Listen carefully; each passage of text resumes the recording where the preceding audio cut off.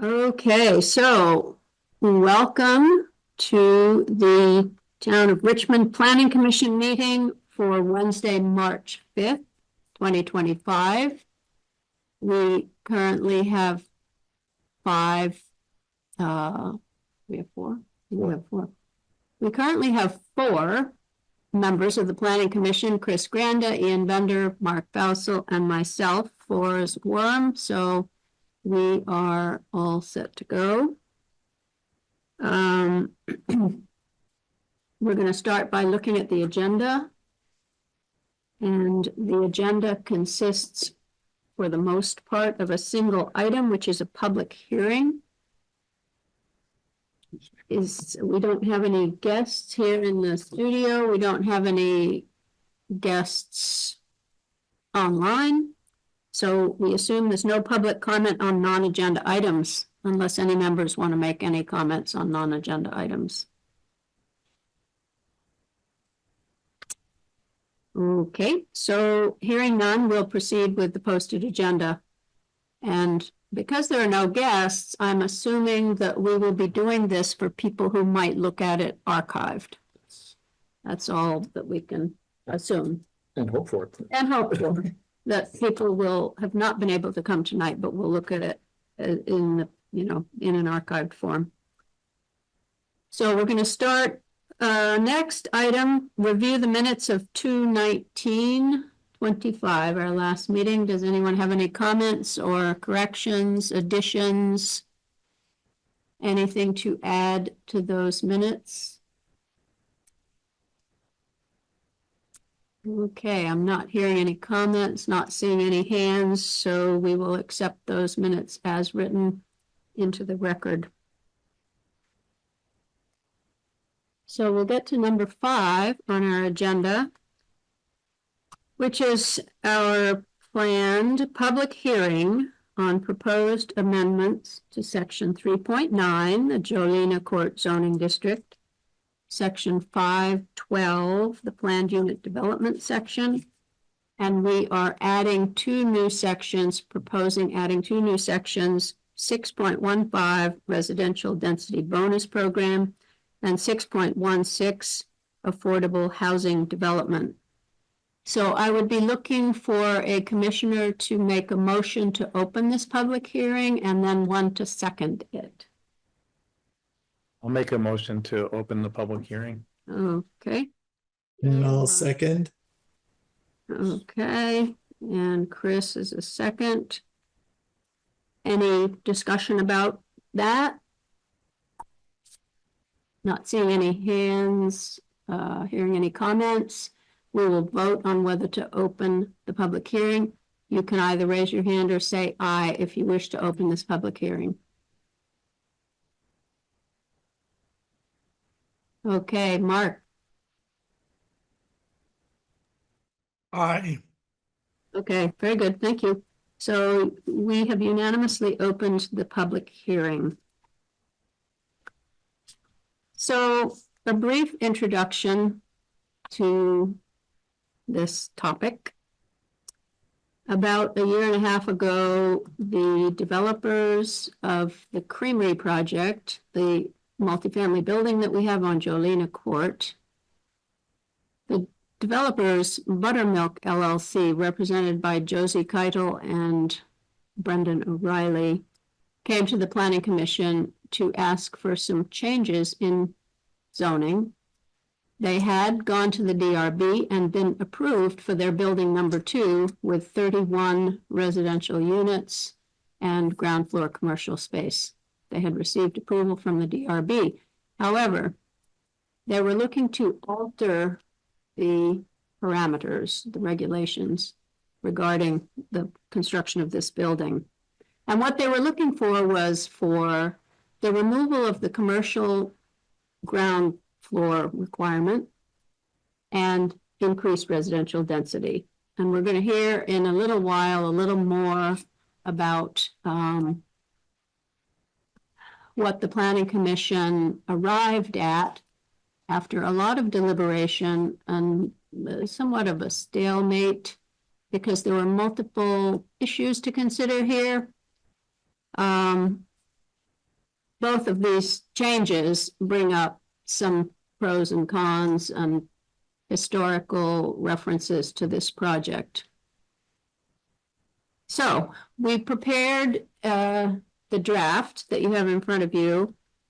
The Planning Commission was pretty much agreed, all of us, that the commercial first floor requirement probably represented something that couldn't be achieved in the current climate for commercial real estate. The reason we had it originally was to make these buildings of Jolina Court mimic the downtown in a very traditional Vermont style of commercial on the ground floor, apartments above. It has become apparent that the bottom has kind of fallen out of the commercial real estate market in the small towns, especially. And so it seemed like it was going to be necessary for us to remove that. Buttermilk did not feel they could get financing for a building with a mixed use like that. So it was not going to work for them. So the second item, and one other piece of information, was that they have had trouble keeping their commercial space leased on the first floor of building number 1 most of the time that building has been there. So it's difficult to get tenants. It's, it is somewhat facing Bridge Street, but it's not very apparent that there's going to be a business there. So it's been difficult. So we agreed that that could go. And then we came to the second request, which was the density increase, more residential units. There are reasons to think we need just more residential units. And there are also reasons to think that maybe we need a certain kind of residential units. So the document that we have prepared for today is kind of a compromise. More residential units are allowed, but some of them will have to fall in certain categories, and the developer will have to provide other things that Richmond has been talking about needing, which we will get to in just a minute. So this is a compromise. Basically, the 3.9 is the Jolina Court District itself, which we plan to alter somewhat. The 5.12 section of the zoning is the part that deals with the commercial ground floor requirement that we're removing because this development is a PUD. And then we have these two new sections. One is about the density, the residential density program that we are suggesting is appropriate here. And the other one is for affordable housing development, which is straight out of statute, out of Act 47. We need to put it into our zoning. It's not optional. And it would be another route that Buttermilk could take to get additional density. So we need to bring it to people's attention. It came into law in July of 23. Mm-hmm. So the zoning administrator would have to administrate that way anyway now if Buttermilk wanted to take that option. So what we thought we'd do is we'd have our commissioners talk a little bit about how we are allowing this development to have an additional 15 units on top of their 31 units. So, Chris, do you want to start off with talking a little bit about one of the routes that they could get to this additional density? Sure, I don't mind leading off on that. So this is regarding the density bonus that would come from providing additional truly affordable units as part of the development. And I may need to depend on you, Keith, a little bit to back me up here because I don't have my notes with me. the idea is, so first of all, a little bit of background is as Virginia has explained that originally when the zoning was first adjusted for this parcel some, what was it, we're talking about 10 years ago, there was a requirement for commercial development on the ground floor. At that time, I was on the select board, and I was of the opinion that this would be a difficult requirement to meet, given what we saw at that time with the commercial real estate market. Since then, the situation has only gotten more difficult, and hence the general agreement to back off on that requirement. But as we've heard, there are other concerns, other desires in terms of the development of the town that have risen to the front, and probably the front of everybody's mind, and certainly the front of mine when we came to this topic, was affordability. And there's a general call out to increase the amount of housing available in Vermont. And if we build enough of it over a long enough period of time, because of the laws of supply and demand, that should help bring the price of housing down, or more likely prevent it from rising as quickly as it has up to this point. So that will be good. But that doesn't do much to help people who are having a hard time paying for the rent now. It doesn't do much to help your kid who would like to live in Richmond in their own place as an adult, but can't afford to do so. That doesn't help the police officers or teachers who can't afford to live in the town where they work. So the idea behind this density bonus was to sort of accelerate that process of bring to the present this future benefit that comes from building housing by providing some units that were below what would be the natural market clearing price. And the idea is that that will be more or less subsidized by the costs of the other units in the development. There's no money that comes from the town to lower the rent price. This would be effectively administered by the landlord, and it would require some checks and balances and administration by the town. And it would not be for a indeterminate amount of period, going on forever into the future, but for a set amount of time. But this is a relative. The concept is not unique to Richmond, but track record anywhere in the state yet, and so there's not a lot to point to say, oh, this is exactly what we can expect. Let's see, what else can I say about that? As Virginia said, it's really based on statewide legislated zoning requirements, which are being put in place. And Keith, this is where I need your help a little bit, for unit developments above what size? Above what? How many units? Yeah, at how many units size does the statewide requirement for affordable units kick in? It's 20%. Right. Well, it's 20%, but once the entire development is above how many units? Oh, above Yes. 5. Oh, any development above 5 units? Any time there's going to be 5 units that are affordable, or 20% of the total number of units that are affordable. That would be considered an affordable house. That's an affordable housing development. Yeah. So that's where. Okay. Yeah. So. No, I just. Okay. I was asking a slightly different question, which is, if a development is below a certain number of total units, is it exempt from that requirement? Well, if 20% is 5, Okay.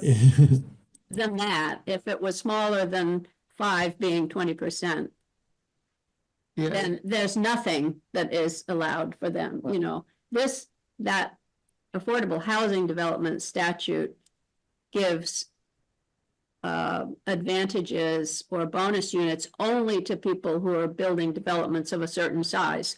Under that size, there was nothing, and that's what we're trying to address with So, our program, is what smaller you, or 20%. okay, so Virginia, that was what I was trying to get at, what you just said about the statutorily required one. What is the size where that kicks in? Well, 5 is 20% of what? 5 is No, 20, no. The, yeah, 40. So if it's kicks in either, you know, so if you have, let's say you had 10 units, you had 10 total units, then 20% of 10 is 2, and 2 is not 5. right. In other words, so that's the smallest size of building is going to be 40 units because it has to be at least 5 and it has to be at least 20%. They Okay. qualify fourth floor also. And it also gives you the 4th floor as well as the extra units. And you get 40% more units in total with your, so you do get additional units as your bonus, as well as the 4th floor. You can go to you can go to 1 floor above whatever your maximum height is. right. So So, this so, it's like this one. yeah. And just to reiterate what you said earlier, so there is this statutorily required density bonus that's in play, or no, not density bonus, but statutorily required affordability component that's in place, and also allows for the additional floor, and that's for all units in the state. And what we're talking about is extending that to smaller buildings than would be required just under the state. And for developers who elect to do that for smaller buildings, they get a density bonus. Yeah, that's what our program is designed for. Yes. If they do not qualify it as an affordable housing development, which is what that state's program, but we use those Right. numbers to base our numbers on only at a smaller scale. Thank you. Thank you. Is there any, so I think that covers what I wanted to say. Is there anything else that anybody thinks we should explain to the public about that? You have just a question on what you just covered. So there isn't an actual requirement for affordable housing units. It's just a trade for density, basically. Well, these Right. are all density bonuses, so we're not talking about any new absolute requirements at all. Yeah, I just wanted to make. Yeah. Yeah, and in some towns, the bigger towns where there are bigger projects, they actually have requirements for affordable units. So, Built into their bylaws. yeah, they're baked into the bylaws. If you put up 400 units, 10 are going to have to be affordable units as a requirement of the zoning. We did not feel that we were able to create a situation where big enough projects came into the town that it would be possible to actually attract any developers who would be willing to have this required. So this is optional. This is optional for a developer of a small project. If they want to get some more units, they can make some of them affordable and they get some extra market rate units. So it's totally optional. Buttermilk could do it or they could not do it. So it's up to them whether they want those extra units and are willing to do this trade-off. So, yeah. Great. So thank you, Chris. There are in the proposal 3 different kinds of density bonuses, and Chris has just described the one, which is for affordable units, which meet certain income thresholds and certain rent levels. So that is control, those numbers are controlled. So the developer will have to abide by those numbers. There are 2 other ways that additional units can be obtained in the density bonus program. And the second one is through the provision of parking spaces. In other words, making public parking out of some of the property. And Mark Basil, one of our planning commissioners, is going to talk about that and why we put that in. So Mark, great. Evening, everyone. Sure, I'll try to be as concise as possible, but basically, parking in downtown Richmond, I think, is a known issue amongst folks, particularly in the winter and snow plowing and those types of things, and having off-street parking would be a benefit to the village center, and the density bonus regulations as they're written are really applicable to any district where there is an apparent need for additional parking, which be identified by the town road department and the select board. And the proposed regulations put forth that there would be for every 2 units of public parking, there would be an additional 1 unit of housing of any kind, no type of classification of that housing, would be allowed for the 2 units. And those units, those 2 parking spaces would need to be available to the public for at least 15 years. This does allow for these parking spots to be leased or metered if the person providing the parking is looking to make additional income from that is an option. But anything we can do to facilitate parking in the village district, I think would be a huge benefit. One of the perks is, well, it's only 15 years, so there is a limited time. I don't know what the time frame is for these buildings, but under the most recent state regulations requiring higher density in village districts, one of those caveats of that new state law is that they had to reduce the number of parking spaces that a town can require for residents. It's been whittled down to just 1. So we can't request more than 1 parking space per living unit. So the proposed units here were 31 units. The old zoning required a parking space, 1.5 parking spaces per unit in the old Jolina Court zoning district regulations. That's now been whittled down to 1. So of the 30 some odd units that are going in now, the total count went from 45 parking spaces to 30 parking spaces. So, I mean, in this instance, for the Jolina Court, which is sort of what sort of pressed the evolution of these bonus density bonuses, is they would actually, if they were to put in the same number of parking spaces they were going to have to do before under the previous town zoning requirements, they'd be able to pick up an additional 7 units just for putting in the same parking that they were originally having to put in and probably applied to the DRB for, since that was the the town ordinance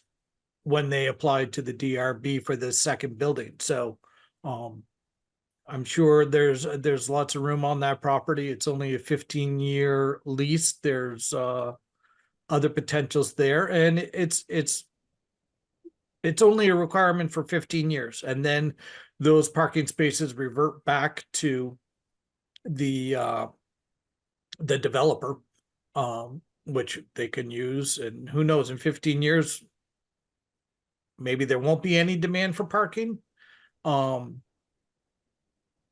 they won't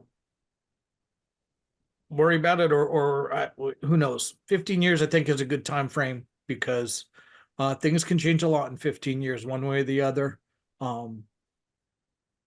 But it seems like a pretty simple, straightforward density bonus caveat that would help the town, and hopefully other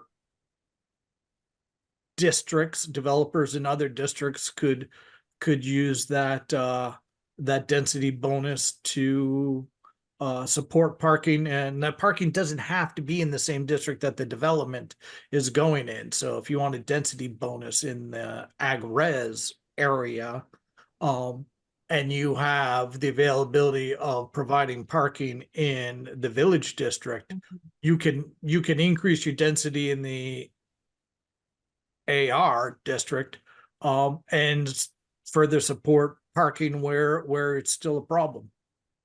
So that's it in a nutshell. Great, thank you, Mark. Okay, so we've had 2 out of the 3 density bonus rationales described: the affordable housing, why we need housing, but it has to be affordable, and then the parking, the public parking.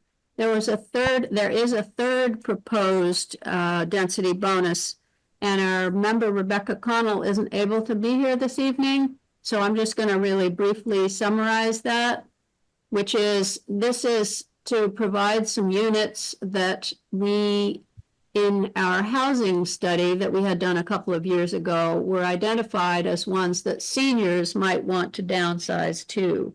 So they are accessible to physically disabled either visitors or tenants. They have certain criteria that are required for accessibility. In other words, like a wheelchair can get in, the doors have to be a certain width and so forth.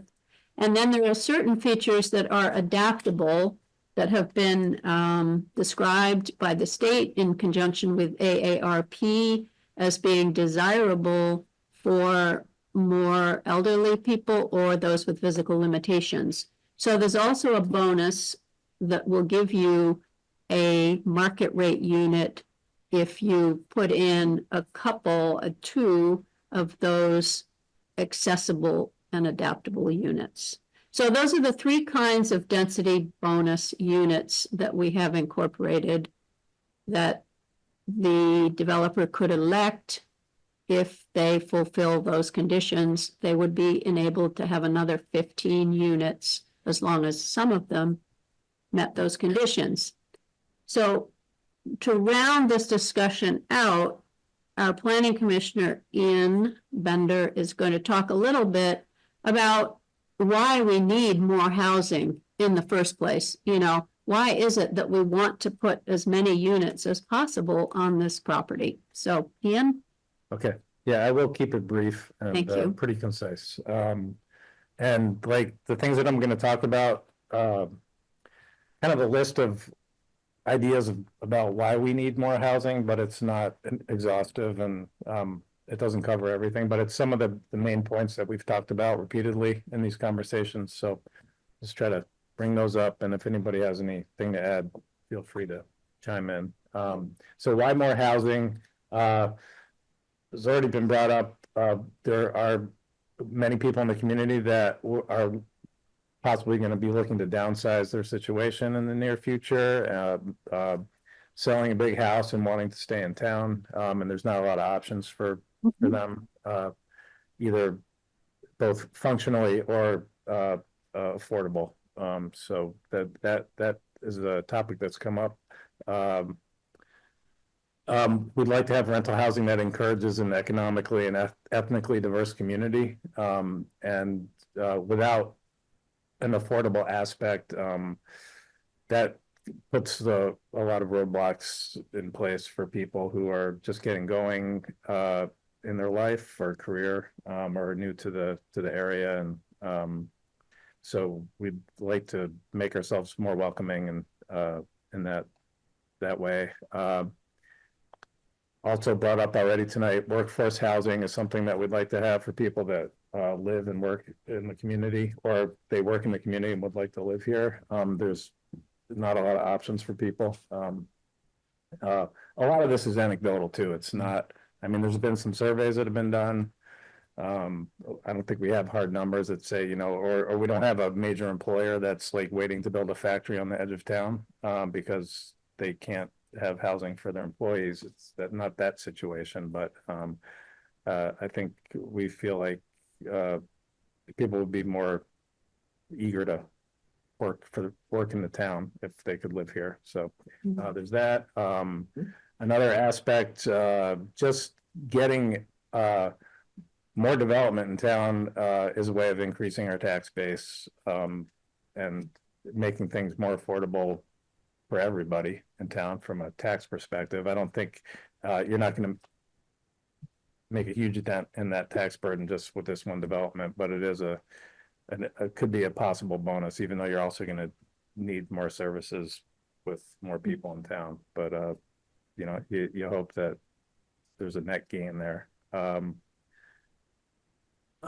Also, adding more users to our existing water and sewer system is something that we're always trying to do because we do have a very well underutilized and very expensive water system for the current users, and getting more people on that system would definitely help those folks out.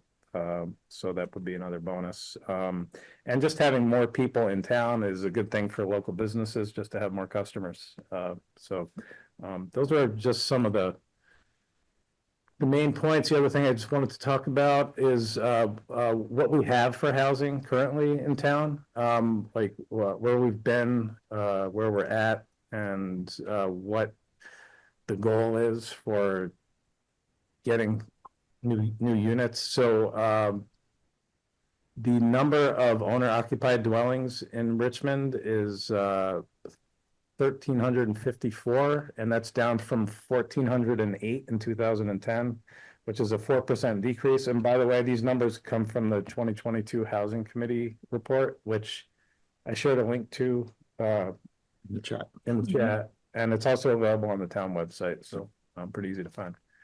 Tons of information there. They did a really good job, and these are very boiled down numbers. So, so anyway, we have those 1,300 plus owner-occupied units, and then we have 428 rental units, which is a 60% increase apparently from 2010. But there's some question as to the accuracy of the number of units that we have for rental units, which is a challenge. I think that's something that the town should really dig into, or try to find some way to get a really accurate idea of what we have, because I have been in touch with several people at the town, and people are unsure. Right. Yeah. So there's that. So anyway, the total dwelling units we have in town, approximately 1,750 to 1,800. The Chittenden Regional Planning Commission they're very active in this whole push to have more housing. Their goal is to add 41,000 new housing units by 2030. We're in the state of Vermont. Yeah.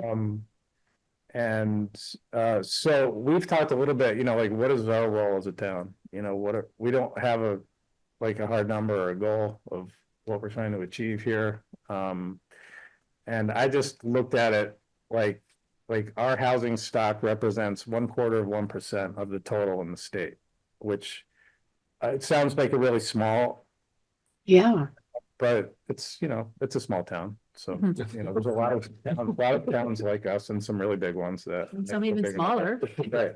Yeah. I just, the way that I looked at this was like, it would be good to have a goal as a town for how do we participate in them meeting that goal of 41,000 new units? And one way would be to take that proportion of our existing housing to the state as it is now, which is that 1/4 of 1%, and try to get that proportion of the new projected units and have that be a goal. So if you took 1/4 of 1% of the 41,000, that would be adding approximately 100 to 105 units to the town rolls in the next 6 years, which is about 17 units per year. I think obviously a project like this would be an easy way. Well, it's not, nothing's easy. It's a lot of work for the people who are doing it. It's a lot of work for us and everyone involved, but you could put a dent in that. 2 years, in 2 years, you Yeah. could have your 31 unit Yeah, or more. Yeah. or more. Yes, Yeah, there's some no 40 reason that, plus, right? yeah. Don't we average about a dozen a year naturally, not necessarily in the village, but don't we average about a total of a dozen a year? I can't understand it. I'm sorry. Do we average about a dozen a year? Yeah, of different types. Yeah, Chris. I mean, it depends. Mostly single family dwellings or accessory dwelling units. We really have a dearth of multifamily. So, Yep. And we also have, just to add to this, the Regional Planning Commission sometimes develops numbers based on population. So, you know, the Regional Planning Commission would like each town to take its share. So how you define its share, it could be the way that you described. It has also been, they've had this campaign called Building Better Homes, I think, Building Better Houses, Building Better Homes. better homes. And that number was about 25 units a year. So they are, CCRPC is coming out with new housing targets, which we will be trying to incorporate into our new town plan, which is another project that we'll be having coming right up. So yeah, it is good to have a target. I think, as you pointed out, it's good to have some kind of a target to think about, but so much of this is out of our control. Oh, yeah. Yep. So. Yeah, I just wanted to mention a couple other just quick points of things that we talked about in our deliberation around these things, and it'll probably come up in our conversation too, but just the environmental impact of new development was talked about a lot. Also the quality of life impact on existing residents and businesses, including but not limited to parking and congestion and noise. And the need for the expansion of town services, which I had already brought up. So, but that's about it. Great, thank you. Sure. That's good. So this, I think, gives an idea of some of the pros and cons and some of the discussion points that we had along the way. One thing I would like to mention is that the developers, represented by Josie Keitel and Brendan O'Reilly, who weren't able to be here tonight, they did submit a letter.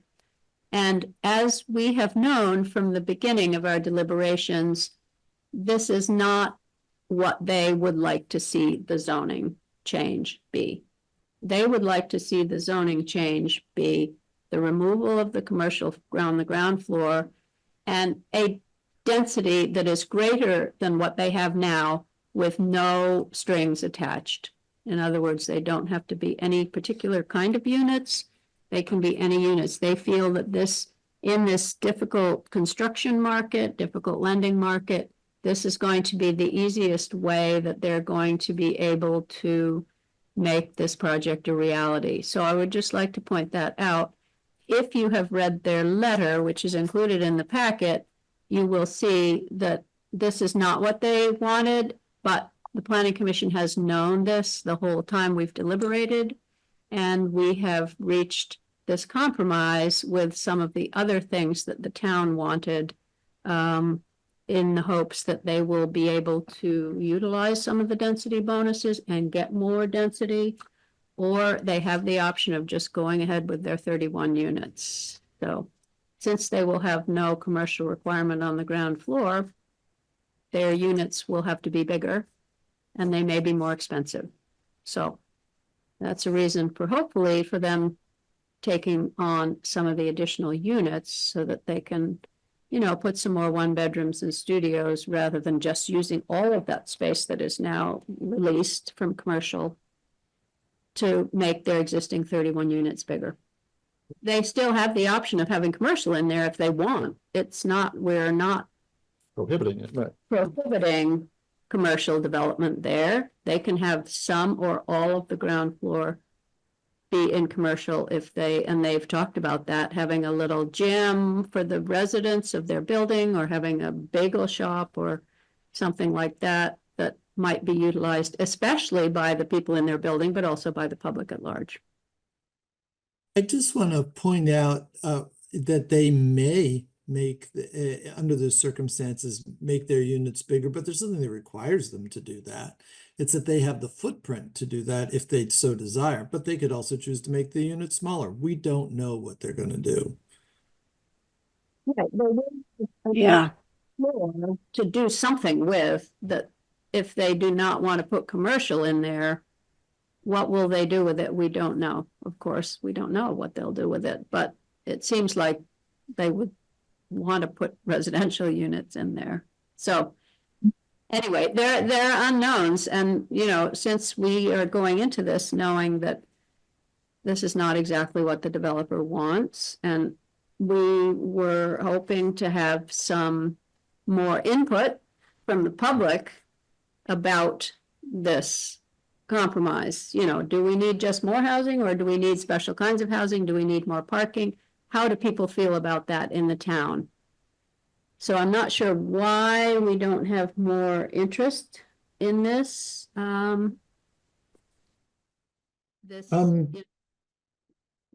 go ahead. I was wondering, maybe we could talk about the process going forward from here. You know, I think you mentioned earlier that, you know, hopefully people will watch the recording and maybe choose to put in comments later. But is there a time frame that people can follow or expect? You know, at what point will the planning commission take our proposal and forward it on to the select board if there are no additional comments from the public? Well, what do you suggest? I mean, we can deliberate as much as we want. We don't have any public input right now. We could say there's a couple of weeks and publicize it more and say people are welcome to send in their comments, or we could send it to the select board, but meanwhile do a lot more publicity rather than putting it in the Front Porch Forum that we're going to be talking about this. We could write it up a little bit more completely for the select board's hearing if we wanted to do that. If we're comfortable with the fact that we don't have any input, it is possible for us to approve it for transmittal to the select board and just try to build up some enthusiasm for thinking about it by the select board. What do you think, Chris? Or, well, Ian's got his hand up first. Hold on just a second. So if we forward it to the select board, what happens? They then have their own public hearing, Yes. right? The second part of the process of adopting any of these amended bylaws is that we have a public hearing, open it to the public, We're doing now. Right. which is what we're doing now. And then when we're comfortable that we have the best proposal we think we can create, we forward it to the select board and they put it on their agenda. Now we can recommend when it goes on their agenda to a certain extent. We could say, let's wait a month, you know, don't put it on your agenda for a month or for 6 weeks or something. You know, they have so many other things on their agenda that, but we can make a recommendation, and they usually take our recommendation. They do. And we have also taken the route of going to the select board before their public hearing and explaining everything to them so that their questions could be answered. Mhm. We've done that with some items. I think we've done that with this already with them, have we not? Or, Well, we had them in, we just had them come in and talk to us. Right. When we were in our our initial formulation of the proposal stage, we did have the select board come in, they all came. And Lisa will remember that, I think. And they gave their opinions, and their opinions were kind of similar to ours, like, well, we need more housing, but we could also use these certain types of housing. And we could also use more parking, and so what the message that we got from that was that the select board is happy with a mix of these things, and this is the mix that we've come up with. So we're not suspecting that they themselves are going to have a lot of problems. However, we could try to publicize it more for the select board hearing if we wanted to do that. I don't know if the select board would want us to do that, but and if they get, if they have their hearing and they get a lot of pushback or the opposite, a lot of, you know, approval. yeah, They have the power to make changes to the Well, language. they send it back to us. Yes, Yeah, so let's say it went to the select board and the select board said, we just want them to have more density. No strings attached, no density bonuses, just more density. They say, make it so to the planning commission. It comes back to us and we're required to do what they have said. We would like to understand, you know, exactly what it is they're saying, of Right. course. Or maybe they're saying we don't want them to have any more density, so don't just forget about the density bonuses and they can have their 31. Maybe they'd say that, and then we'd have to take it back. that's one option, but I mean, let's be clear, it's the select board's prerogative. They need to pass, you know, whatever the new regulation is, and they have the ability to modify it directly. It's not something that I would recommend that they do, and I kind of hope that they wouldn't do that, but they can. Yeah, I mean, I think their history is that they send it back for us to rewrite according to their, you know, like they don't want to rewrite it themselves. The VRNs were rewritten based on new statutes that came down. The VRNs, Yes. they had one definition that they wanted to, but they didn't have to write that No, definition but we had because to it keep- came out of So statute. we had to kick it back and do it at the planning commission and then rewarn it again, and then they passed it, you know, this Yeah. past. Yeah, they, you know, they trust the planning commission to do the writing and the actual making it a legal document. Mhm. And they would like to, but they're designated as the party that can tell us what to put in it if they They're the don't legislative like it. body. Yeah. So- So it's the plan going forward. Yeah, Chris.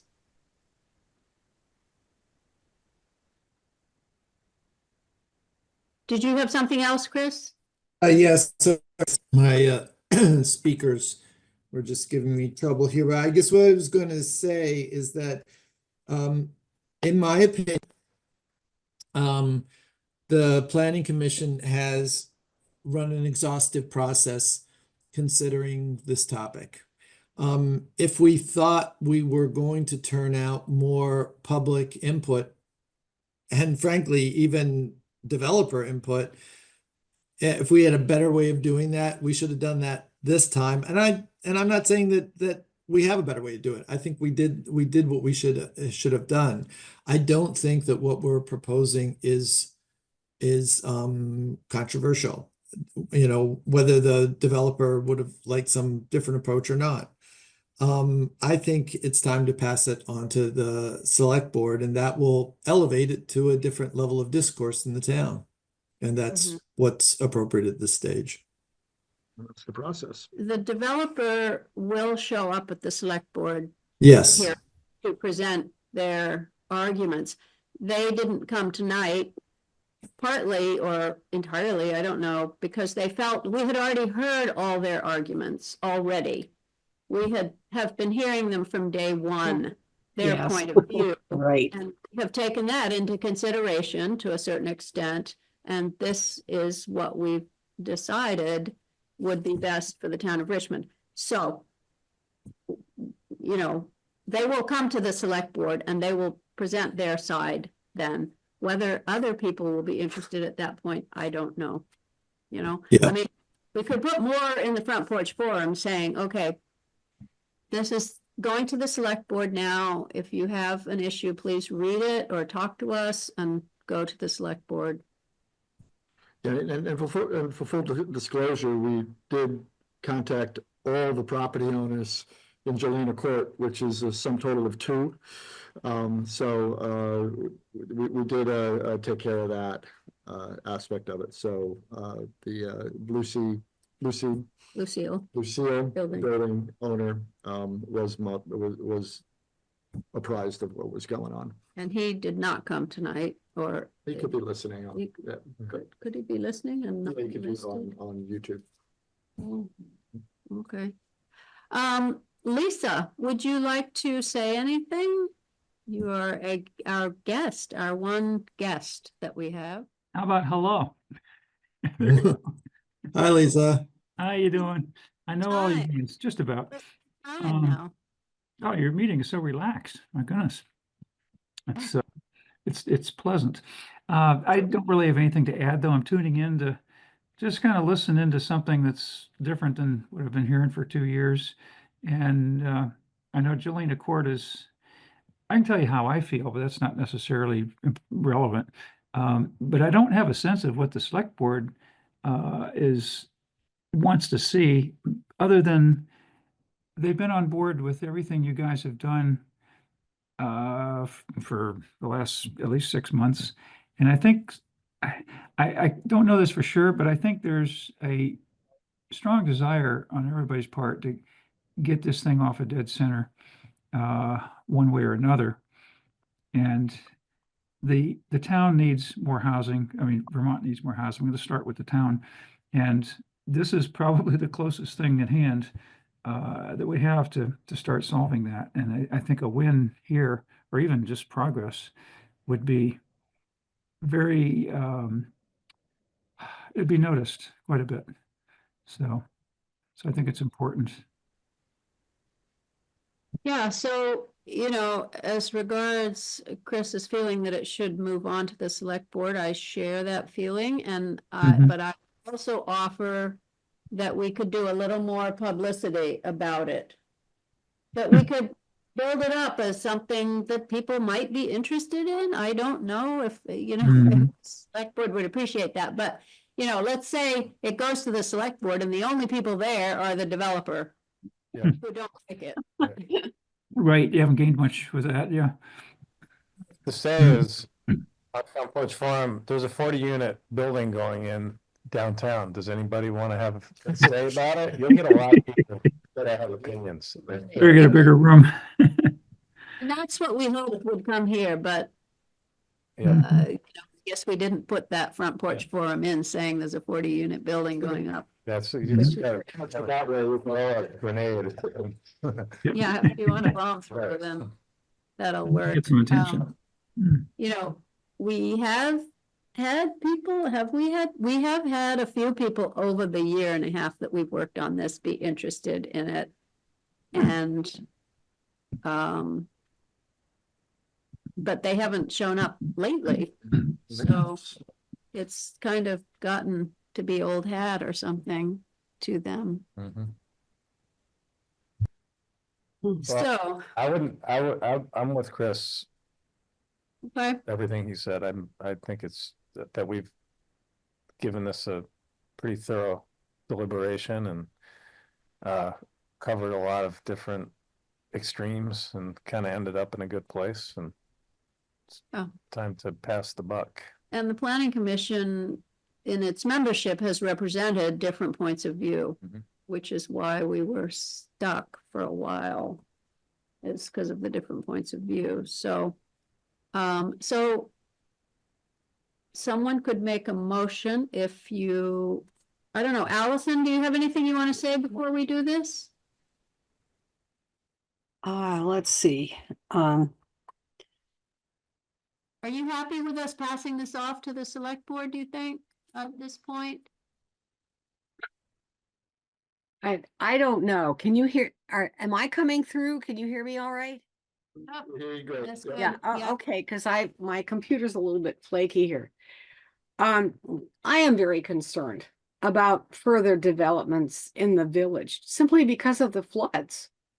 And just the fact that our village is so narrow and the river, it's easy for the river to go up and down. I don't want to block this because everybody's put a lot of work into it and it deserves a fair chance.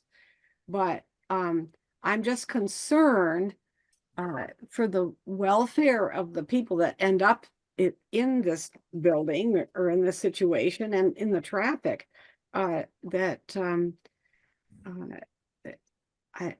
I'm concerned about that. I'm not going to vote against it because I think we need to move forward and get input from other people. But okay, that's my opinion. I'm concerned about it. Yeah, Wait, but they already have a permit for 31 units from the DRB, so they're going to be Mhm. allowed 31 units anyway in that space. So Mhm. Okay. how- is there some other way that you would see this going forward? Given the fact that they're already allowed for 31 units. I think we should move it forward and see what happens, but if I were investing my money in it, I wouldn't. I guess I could put it that way. Okay. Fair enough. I'm just being brutally honest. I'm a big killjoy, but that's Yeah. Well, that it's good to, that's know, my good- opinion. That's it. I will not Consideration. fight it, but I will not support it either. All right, so if someone would like to make a, oh, Mark, what do you think? You ready to send this to the select board? Yes, of course I am. I am, I have Okay. reservations as well, but I certainly think that, this is a compromise that we've come to Yeah. terms with amongst all of us. And, I would have appreciated having a broader public outreach to get more feedback, but that never materialized at the planning commission level. But we'll see what happens at the select board level and see where it goes from there. Okay, I mean, the other option is to continue this public hearing and to try to generate more public interest, but I it's a think tough- for the interest of this, I think we ought to move it forward, get it to the select board, really push the public Mhm. outreach at that point, hopefully. Okay. And if they're still on board with how we've got it, great. And if not, they'll kick it back to us and we'll make changes post haste and get it back out there. Because I certainly sympathize with the developers' concerns too, that this is dragging on so long. And I think probably the quickest way to get things to a point of completion is to forward this on to the select board right now. Okay, all right, so I think the sense of the commission is that this is what we want to do, and so we just would need a motion to approve the documents, unless anybody wants to make any changes on the commission on them right now, to approve the documents as posted on tonight's agenda for transmission to the select board for their public process. I would need someone to make that motion and second it. I'd like to make the motion that we approve these documents as posted and forward them to the select board for final review. Okay, is there a second to that? I'll second that. Seconded by Ian. Okay, anyone want to make any further comments about it? Not seeing any hands, hearing none. We will vote. If you would like to approve this motion to forward this packet to the select board, you can raise your hand or say aye. Aye. I Okay, good. I did both. That's once though. I'm really excited. Are you abstaining or what? Who? Allison, are you, I think, are you approving? She said aye. Oh, you said aye? I, Okay. no, I think, well, I told you what I think. I know, Um, but are you approving it or are you We're abstaining? just voting. Yeah, okay, you're just voting. I don't want to block it from the majority, but I think I'd like to abstain.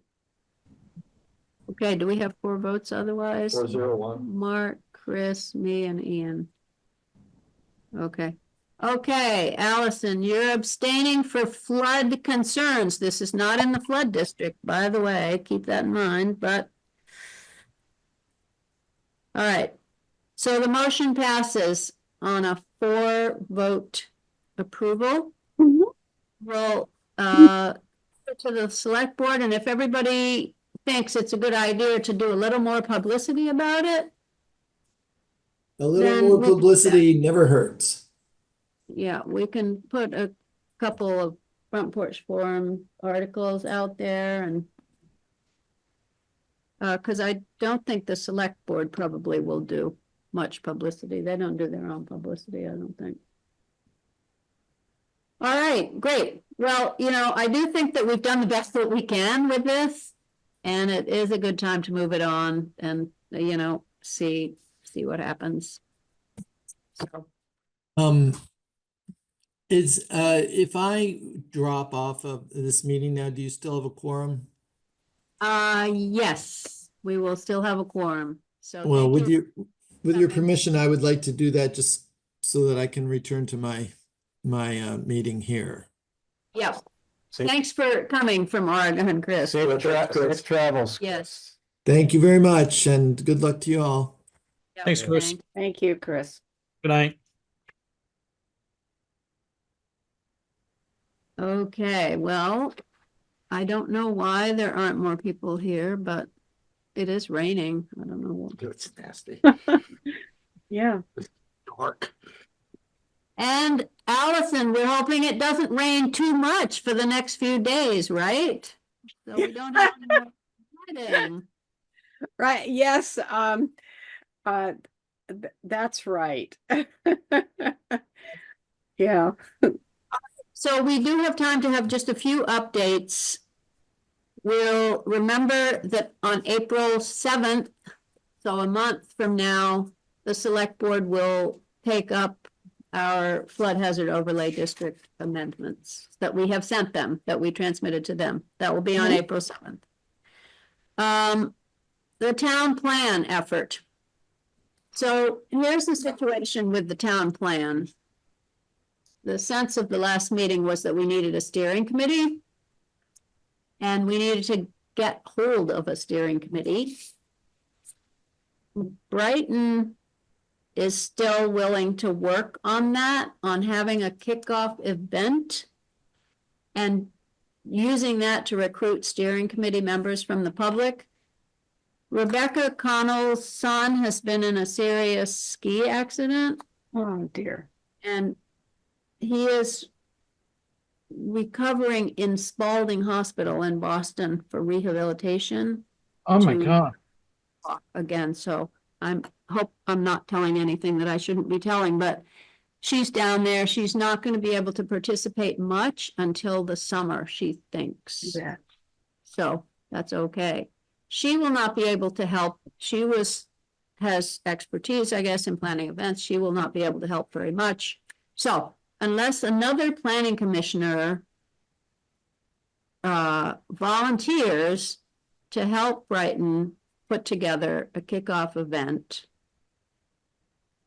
we probably won't have a kickoff event. We will recruit by means of Front Porch Forum for members of the public to join the planning commissioners, a couple of planning commissioners, we will need maybe a select board member to form a steering committee. Keith obviously will be on it.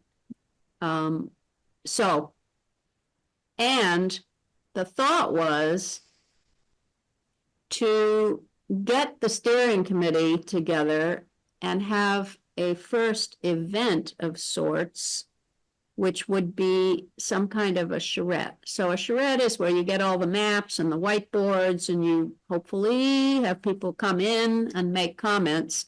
And the first one would be in April or May, and would be regarding our 2018 plan. Let's look at the maps that we have from 2018. Let's look at the plan. What do people think about it? What's wrong with it? What's right with it? What's good? We'll do that. It would be like maybe a whole day with an evening component. That could be some kind of an event.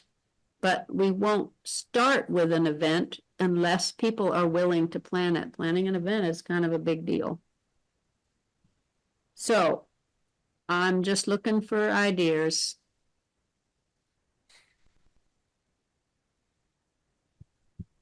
Looking for someone to step up. If you want an event, I mean, I am not sure that an event is needed. I think between contacting the committees, which I've been doing, I've been like the housing committee saying, hey, look at the housing section. What do you see that's wrong with it? Utilities and facilities. Well, we need input from the administration on that. What do we need to be thinking about? Is what is written in the current plan, is that good? Is that what we want? So I have been right along sending out letters, natural resources. So I've contacted the Conservation Commission and the Andrews Forest Commission, and they are starting to look at what they like or don't like about the 2018 plan, and they're going to be responding. So I think this information can be generated from, so far, the people that are known to be involved in the different sections. Yeah, I would say the event would be more geared towards, the general public. Yeah. Right. So the event of a charrette, but it would be something for them to focus on without having us to put together an event. And, the reason I was interested in Rebecca's ideas was because she's used to putting on those kind of events. I don't know that I could really plan except at Allison's pool, and it's too cold for that right now. That's going to have to be later in the summer. Yeah. I don't kind of make big events. I don't know what the focus of it would be exactly. The focus of this event, if we had it in April or May, which it will take us to plan it, is that we look at the maps and we invite public, and maybe we have food. I don't know, that would be okay. And we have whiteboards, and we have ways that they can actually get involved. First in the 2018 plan, and then have a second one in the fall with the new plan. Right. So, yes, Ian. So the last time we redid the town plan, you kind of went through what happened at the last meeting. I think we had the whole steering committee and came up with something, but then it failed, and then you guys had to kind of bring it back in and redo everything. Yeah, and we had a different steering committee, just Oh. planning commissioners Okay. and the planner. So what was it if you could just refresh my memory, why did the first go around fail? Was it just? It was put to vote, was it? No, it wasn't put to a vote. Well, Mark can chime in on this too, because he was there. He was the chair of the planning commission. So, Yeah, do you want me to recap what I recall? yeah, you can say what you recall at the time, and then I'll say what I recall. Okay.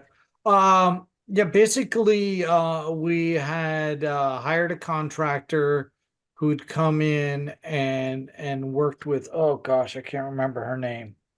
Nice girl, English accent from Montpelier. She was our town planner at the time. But they put together a town plan that was a little unorthodox.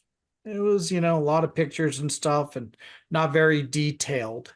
And long story short is that there was an upwelling in the community that felt that that wasn't sufficient to satisfy the goals of the town plan and outlined it. In the grand scheme of things, looking back and as that whole system process carried through, I didn't see there was a lot more detail in the final town plan. Like, it was really detailed, but there was a lot of public outreach and stuff that came through the first version. And that second version, much more refined, much more detail oriented about all the different types of possible permutations. In the grand scheme of things, honestly, I don't know if it served us any different than what the originally rejected town plan would do. I mean, ultimately, it's a vision. It's not a law. It's not a regulation. It's a general feel good kind of concept in the town plan. And I just hope that we don't spend as much time as we did last time. I think whatever came out of it, the town plan we have now is extremely detailed. So how much time we need to actually spend recreating that? Yeah, no. I'd like to try to minimize that as much as possible. I obviously, want community input and all of those types of things and a lot of public outreach and clear defined layers, but those very clearly defined goals that came out of the last plan, I mean, not really much has happened on them. There's probably some people who've been involved in development that might have some insights in if it's made any bit of difference in actual zoning and what we've done and effects on development in the community. I don't think there's really that much of a difference between the two. Long story short, the plan we have, really good, really detailed. Everybody came away super happy. I can't imagine that much has changed in only 6 years so that we can move this along fairly quickly and put it behind us and get back to the real work of district zoning.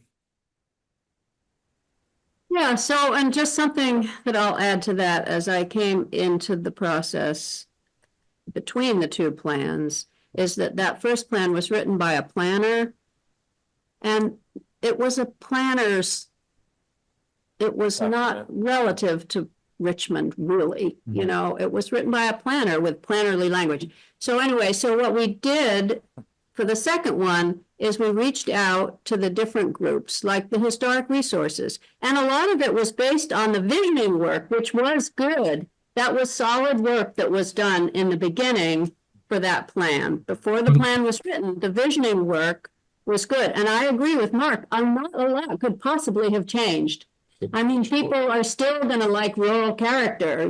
They're still going to want to have a vibrant downtown. All of those things aren't the same, really. And that visioning language made it into the new plan, but it was a plan that applied to Richmond. So the Historical Society, they wrote their piece. Okay. The natural resources people, they all got together. All the people who were really concerned about natural resources and the fact that the previous plan didn't really say anything about Richmond's natural resources, they got together. So there was a lot of, the reason there are so many specific goals, and by the way, many of those goals have been achieved. When the Planning Commission did the survey of what goals had been achieved in 2021, many of the goals had been achieved. We were pleasantly surprised. Yep. The energy plan, it was written by the energy people in conjunction with a grant to work with CCRPC about energy planning. So, so all of the different groups, there was hardly anything about utilities and facilities. Well, we have a lot of utilities and facilities, you know, that all needed fleshing out for Richmond. It couldn't be this general language if we were going to have any hope of having any goals. So I think, Mark, the only thing we need to do now, I don't think we need to revisit all that. I think the plan is modern, it's up to date, it's all about Richmond. It's got a lot of goals that are still relevant that we haven't done. New statutes have been passed in the last 8 years. That's a big part of it, is that we've had a whole bunch of new statutes that have been passed that need to be entered into the plan. Specifically into the plan. You know, the Andrews Forest people, for instance, they have done a lot of work that needs to be entered into the plan. The whole way that the Regional Planning Commission is going to map future use, you know, we're going to have to look at that and make sure that we don't have to change our plan relative to that. The housing crisis has intensified. The economic development crisis has kind of intensified, and that it's gone away. So those are just the details that we have to put in there. Okay. And the goals are aspirational, but they're good to have in there. It's something, you know, like to form a housing committee. We put that in as a goal somewhere, I don't know, community development or something. And we formed a housing committee, and it has been useful. It generated a report that we're using and that we're pointing to as something that we're doing about housing. You know, we now have requirements, the Planning Commission, that it makes a plan about housing. How are we going to have this targeted planning? So one thing we did was we formed a housing committee. We did that, you know. So those are the kinds of changes that we need. And my feeling is, because of the way the existing plan developed, is those people who are interested in that topic are the ones that need to come to grips with those things. Like the housing committee needs to come to grips with the fact that in the new statute that exists in Vermont state law, you have to have a plan for how you're going to address affordable housing.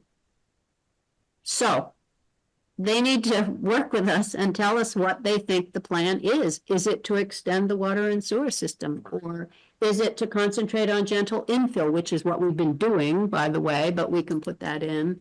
You know, just those kind of changes are what has to happen. And there are certain segments of people who are more involved with all of these different things that a direct response from, I think, is going to be the most helpful. Yeah, so that's proven to be an effective way to go in the past, so why not I think so. try to do that again? And then maybe after you make some progress with those groups, you could do something with the public where you're saying, well, this is what we're thinking. Yeah. And, you know, with the public, it would be nice at a charrette to say, these vision statements, are they still relevant? And I think people are going to say, yes, they're still relevant, because in every section of the plan, there's a whole little box that says, how does this section relate to the vision? Mhm. And it goes through all the different vision statements. And I can, you know, maybe we'll have more emphasis on it being a recreation hub. I don't know, you know, maybe the mountain biker people will say, well, how about we really work on having a recreation director or something? You know, things may burn to the top. I mean, we had that in the first round too, but okay. Yeah, well, we haven't got there yet, but so I think it's still a goal that is still going to be applicable. We need somebody to take, you know, especially because of all the new recreation opportunities and tubing on the river. And, you know, maybe we now really need to have a recreation director. That would be in the select boards department. So, so that's the goal. And I think Mark's right. It doesn't need a whole lot of the kind of work that went into it last time. Yeah, but you have a ton of raw material you're dealing with. It's not even raw at this point, you know, that can be recycled. Quite a bit of it. Yeah, or So- just used as is. Oh, it's a great plan. So anyway, Lisa agrees.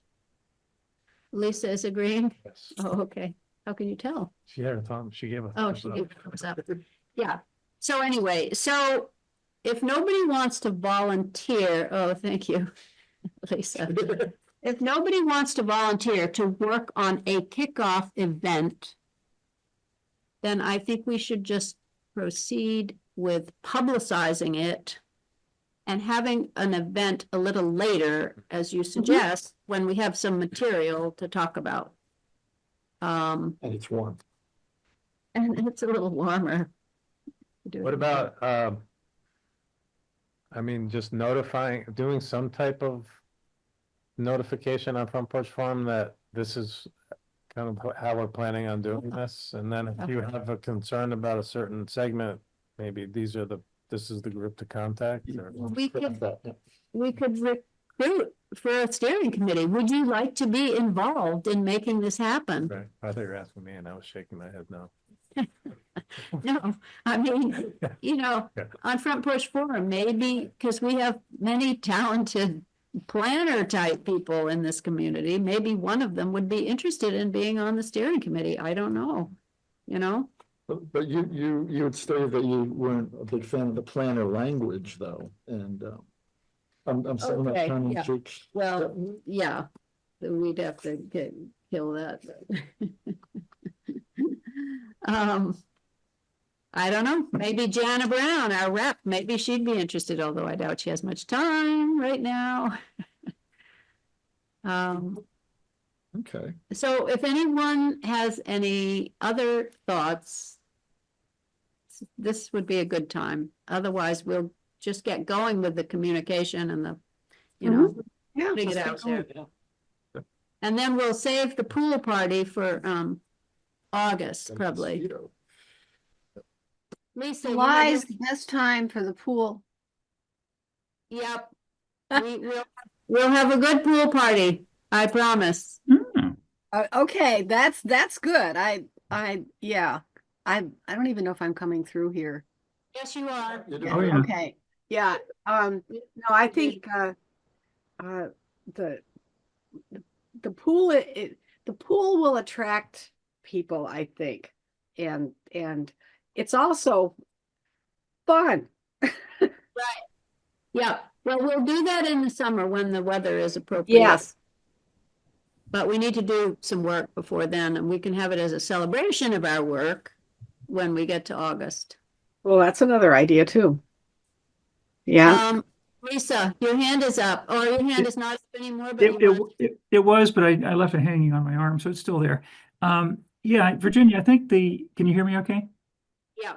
Okay. Yes. I Yeah. think the idea of essentially using the existing town plan as a springboard for the revision is a really good idea, because I know people basically are familiar with the existing plan, and starting from there is a lot easier to get people moving on than starting from bare ground, or just something that's not written at all. You may not get something as adventurous or as imaginative that way, but I think you'll get something concrete a lot faster. So it's you can embellish it later, work backwards. But I think taking the existing plan, laying it out as to where it started and where are we right now, show the unfinished paths that exist that need to be filled out. I think people can take that to heart and make progress with it. That's the goal. It's not to have a new plan every 8 years. It's to Exactly. readopt the plan. Mhm. And the last go round in 2018, we did that extensive visioning and all that extensive work, and then we wrote a good plan. So I marked that I don't think a lot has changed. So, Right. yeah. Yeah, I can tell you this, Bart Hill and I went through the town plan, a couple months ago or so, and I think we talked to you briefly about that, but maybe it was 3 months ago. I don't remember. The seasons are moving so fast. But we found some inconsistencies or obsolete information in like energy usage and a couple of other categories. We thought, oh, well, here, we can fix this, we can fix that. So that may be the case where just a general tune-up of the information that's in there will produce a lot of new information. Did we get that information? I'm sorry? Okay. I was wondering if we got that information from the select board. I don't remember getting it. Oh, I thought, Yeah. I can't say for sure actually where it went, but I know Bart and I dug into some things and came up with some pros that would be, you know, suggestion for addition to the plan or replacement for certain parts of it. So I'm not sure what happened to it off the top of my head. So you worked with Josh on that also, I believe, because he forwarded me an Excel spreadsheet that had, revisions. That's what it was. Yeah, it was a really overpowering spreadsheet, but yeah, that's where it was. So you want to be on the steering committee, Lisa? You have lots of free time now. I'm not used to free time. It's like it's like coming out of, well, I don't know. It's sort of like walking out into an auditorium. There's nobody in it. It's like, wow, kind of nice. Yeah, I'm still recovering from 2 years on the select board. It's decompressing, I guess. So I'd be glad to help though. I love planning. I mean, it's kind of how I got myself up to the neck in this thing in the first place. But planning is something that's a lot more visceral We'll than put it for the steering committee if people want, and if you want, you can submit your name. okay. Okay. Yeah, I'll ponder and make a decision. So, Thank you. anybody have anything else they want to say about the town plan program? Okay, that's good, the way we're thinking about it. All right. Okay. And so the only other thing that's on my list is, the Conservation Commission has been considering, oh, how do I want to talk about this? I don't know. So nebulous right now, but Right. Professor Leslie Ann Dupigny-Giroux from UVM has a class that did a project with Underhill about climate change and the landscape and resilience, and she's looking for the Planning Commission to endorse it. However, I don't think I want to get into it too much right now because they have not been able to find any volunteers to run the project from the town of Richmond. So it may not be even going to happen. And they don't really have a topic, and they won't have a topic until they have a volunteer, so. But she did send a letter asking for the planning commissioner's support of this project. I think we should wait and see if the project happens, and then we can delve into it and decide, do we want to support it? I mean, sure, it's fine if the class is studying some things about Richmond and resilience. Kind of why not, except there's an amount of work that people in Richmond will have to do. excuse me, right. And we'd have to make sure it wasn't us. So, Thanks. anybody have anything else they want to talk about? Do you have anything, Keith? Good. I think we're good. We'll prepare these documents to send over to the select board. We will make a red line copy. This is going to be a world record of amendments being approved, one after the other. Right. Anyway. So I think that's it. Any last minute thoughts or? Thanks for coming, everybody. I'm sad we didn't have more public here, but thanks for showing up, Lisa. You are one public inputter. Yeah, I'm just public right now. I mean, I'm sort of standing between two rowboats, I suppose. You're loose 1 foot in ends. each boat, and they're diverging. I will send out probably one front porch forum in the near future and one near the time when they set up a public hearing, just to, it might not say a 40-unit building is being put up in your neighborhood, but I mean, it'd be so dramatic. It does get people's attention. It sure does. Even if it's a little more accurate. The first story. so far we've really tried to get all that comment at the planning commission level, because we understand the select board doesn't really have time to dig into those things very much. Yeah. They have many other things to dig into. We would like them to come here for the explanation, but we should have failed for this one somehow. All right, great. Well, thank you, everyone, and we'll see you next time on the 19th.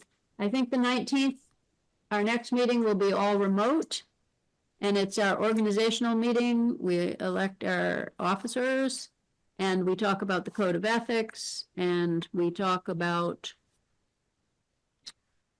anything else that we want to, and we'll talk more about the town plan and where we've got by then. We'll have another update on the town plan.